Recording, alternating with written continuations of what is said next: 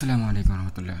Yow mi si tudd sécurité dalal ak jàmm ci sunu privacy and security mu nekk formation boo xamante ne dina la wan ay technique yoo xamante ne danga ci mën a aar sa bopp ci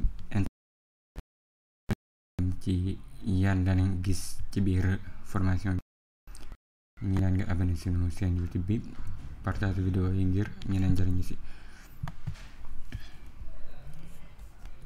formation bi. Comme niñ ko gisee nii, lépp rek day aju ci vie privée ngay dundee ci internet bi, lan ngay jëfandikoo ak nan ngay gérer activités yi ngay def ci internet bi, communication yi ngay def nan ngay def ba am sécurité, location yi nan nga koy sensé lu mel noonu, webcam beeg microphone bi tamit nañ ci wax.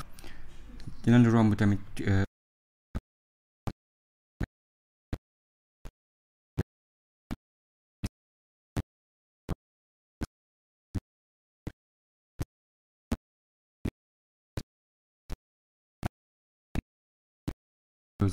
fingerprinting tamit dina xam mooy lan ci biir.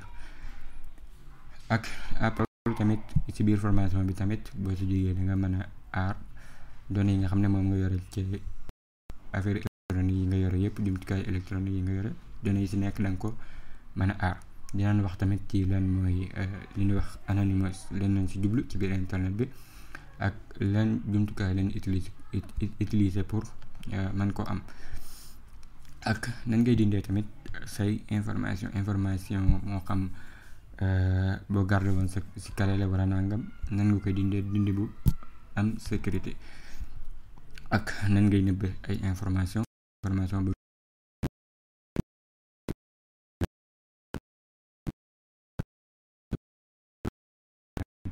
yëpp dinañ ko leeral. yeneen ak yeneen yu bokk di yëpp boo ko xamee da nga xam dëgg-dëgg lan